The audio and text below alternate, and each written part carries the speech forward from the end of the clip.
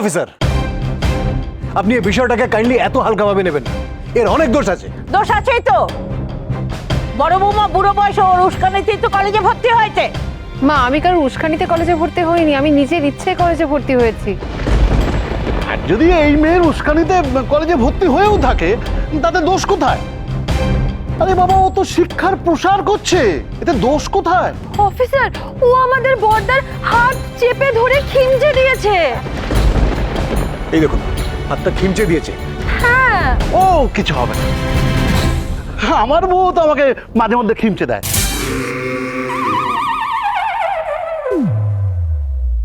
তা বলে বৌমা শ্বশুরকে, না এইটা প্রথম শুনলাম। Self defence officer. ও বাবা, তোমার তো রোল মডেল হওয়া উচিত। আমি কিচ্ছু করিনি পুলিশ কাকু, আমি কিচ্ছু করিনি। আর যদি এটা করেও থাকো তবে বেশ করেছো মা। আজকের যুগে মেয়েদের এরকমটাই হওয়া উচিত। আর আপনারা এই মেয়ের উপর নির্যাতন করবেন বলছেন? এই মেয়ের গায়ে যদি একটা আঁচড়ও লাগে তাহলে কিন্তু আপনারা সবাই দায়ী থাকবেন। ঠিক আছে, তাই হবে। তার আগে এই মেয়ের কাছে বিয়ের প্রমাণ চাওয়া হোক। আমার নাতির কথা প্রমাণ হিসেবে ধরবেন না। আমার নাতি ছাইপাশকে এসব বলছে, ওর কথা কোনো প্রমাণ নয়। ঠিক আছে ঠিক আছে মা, তুমি প্রমাণ দিয়ে দাও তো। আমি জানি তুমি সত্যি কথা বলছো, কিন্তু আমারও তো পুলিশের চাকরি, বোঝোই তো। প্রমাণ ছাড়া তো আমি কোনো কথা বিশ্বাস করতে পারি না, তাই না? দাও দাও প্রমাণ দাও, বিয়ের প্রমাণটা দেখাও। আমার কাছে তো কোনো প্রমাণ নেই। প্রমাণ আছে।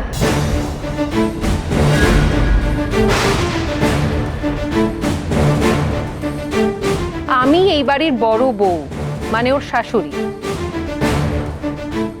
আমি বলছি, ও সত্যি কথা বলছে, ও আমার ছেলের বউ। আমার বন্ধু কোনোদিনও মিথ্যে কথা বলতে পারে না। তাই এ বাড়ির সকলের বক্তব্যকে যদি ধিঙ্গির বিরুদ্ধে অভিযোগ হিসেবে গ্রহণ করা হয়, তাহলে আমার বক্তব্য, মানে এই মেয়েটির শাশুড়ির বক্তব্যকে ওর নির্দোষ হওয়ার প্রমাণ হিসেবে গ্রহণ করা হবে না কেন?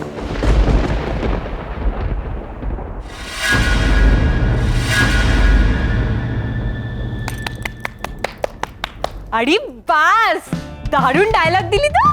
তোর থেকেই শিখেছি। ইয়েস অফিসার, ধিঙ্গিকে মানে রঞ্জিনীকে আমি আমার বউ হিসেবে বধূ বরণ করে ঘরে তুলেছি। ইয়েস, আমি নিজে চোখে দেখেছি। আমি ইনফ্যাক্ট নিজেই বরণ করতে যাচ্ছিলাম, সেই সময় আপনি চলে এলেন। তাহলে আপনি বলুন পুলিশ কাকু, এই বিয়ে কি মিথ্যা হয়ে যায়?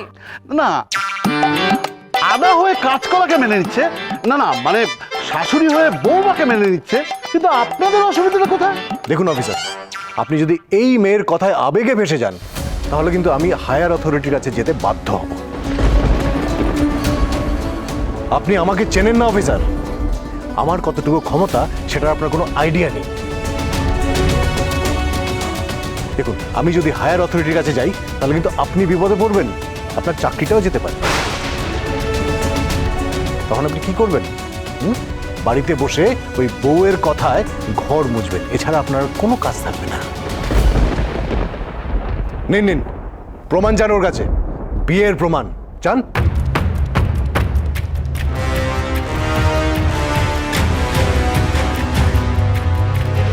প্রমাণ দেখানোর মতো তো কোনো প্রমাণ নেই আমাদের হাতে। এখন কি হবে বলুন তো? কে দেবে প্রমাণ? আমরা দেবতার প্রমাণ।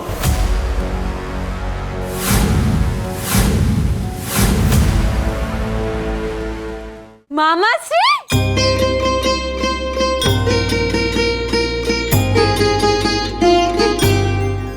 মামাসি মানে কে উঠকো লোকটা? এভাবে সুটকেস হাতে গট গট করে বাড়ির ভেতরে ঢুকে পড়ছে। এতে বরফির জামা কাপড় আছে আর কি। আমি এই মেয়েটার ব্যাপারে আর কোনো কথা শুনতে চাই না। আপনি বেরিয়ে যান তো বাড়ি থেকে, যান। বের করে দিলেই হলো। শুনলেন না, উনি আমার মামাশ্রী, মানে আমার দ্য গ্রেট মামা। আপনি যদি শুনতে না পান না, সামনে ফলটা পরিষ্কার করে নিন। শুনুন অফিসার, শুনলেন তোর কথা কিভাবে গরম তেলে আমাকে পুড়িয়ে মারার কথা বলছে? ও মা গো, নিজের মামাকে মানে হাজির করেছে এই ঢিঙ্গি মেয়েটা। ইস, দেখে তো মনে হচ্ছে কোনো অশিক্ষিত ক্লাসলেস। সে কি ম্যাডাম, আপনি আমাকে চিনতে পারছেন না? রঞ্জিনী স্কুলে যে কোনো প্যারেন্ট টিচার্স মিটে আমি তো ওর গার্ডিয়ান হয়ে অ্যাটেন্ড করতাম। তাছাড়া আপনি নিজে একজন শিক্ষিকা হয়ে একজন শিক্ষকের সঙ্গে এরম ভাবে কথা বলছেন, এটা আমি ভাবতেও পারি। তারপর আমরা যখন এখন আত্মীয়। আত্মীয় মাই ফুট। প্লিজ বন্যা, তুই ওভাবে ওকে অপমান করিস না। উনি উনি ধিঙ্গির মামা, আমাদের কুটুম। এই চুপ করো। আপনি কিসের টিচার? হ্যাঁ, নিজের ভাগ্নিকে আপনি ভালো করে শিক্ষা দিতে পারেননি, আবার জোর গলায় বড় বড় কথা বলছেন। হ্যাঁ, আগে নিজের ঘরে শিক্ষাটা ভালো করে দিন, তারপরে অন্য ছেলে মেয়েদের শিক্ষা দেবেন। আমি আমার মেয়েকে মানে আমার ভাগ্নিকে শিক্ষা দিয়েছি, প্রকৃত এবং ভালো শিক্ষা দিয়েছি। আর সেটা দিয়েছি বলেই আজ ও শিক্ষার সমর্থনে শিক্ষার সমপক্ষে দাঁড়াতে পেরেছে। আর আপনি শিক্ষার কথা বলছেন? নিজের মেধাবী স্ত্রীকে তো আপনি পড়াশোনাই করতে দেন।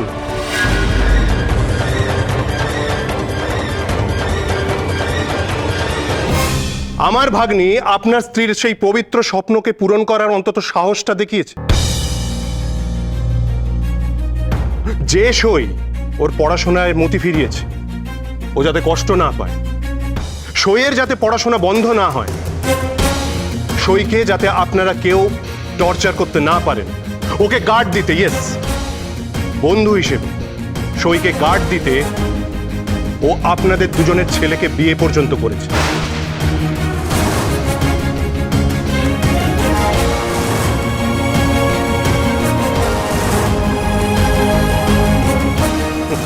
শিক্ষা। সমরেশ বাবু, আমার ভাগ্নির জন্য আমার গর্ব অনুভব হয়।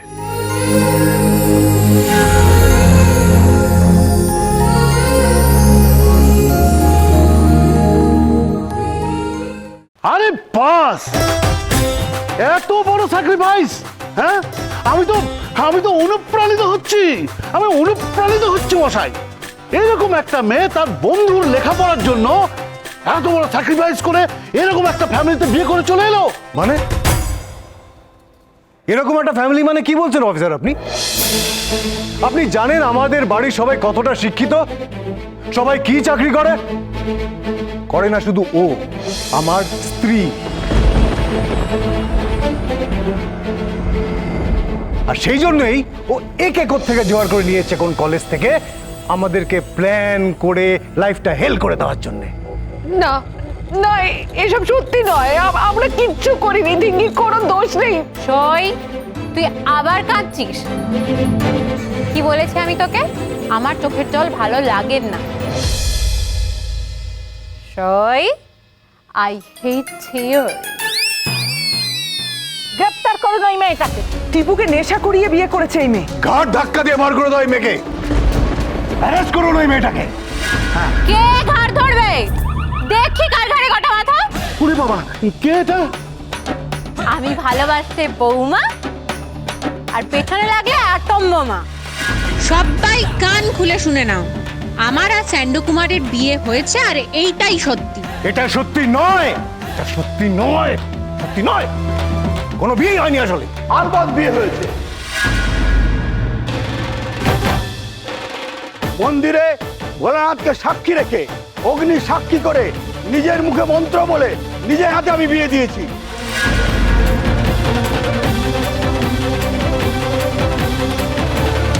সইয়ের ছেলে কিন্তু এখন তোর বর, তাকে ভালোবাসতে হবে, তাকে সোজা পথে আনতেও হবে তোকে। তুমি শুধু দেখো মামা, আমি কেমন নৃত্যকালী হয়ে ওর বুকের উপর উঠে ড্যাং ড্যাং ড্যাং ড্যাং করে নৃত্য করি। না না, টিপু সর্বনাশ তোমার জন্য হয়েছে।